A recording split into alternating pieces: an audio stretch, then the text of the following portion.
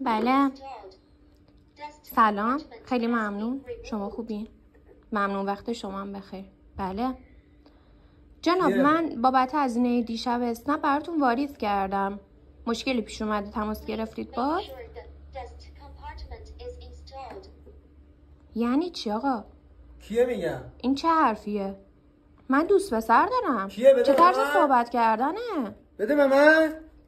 یعنی چی؟ میگم بده به من. یه دقیقه صبر کن. کیه خب حرومزاده؟ اسنپی هست دیشب گوه میخوره زنگ میزنه. بده به من. زنگ نزنید لطفا، من پیش دوست پسرم. میگم بده به من.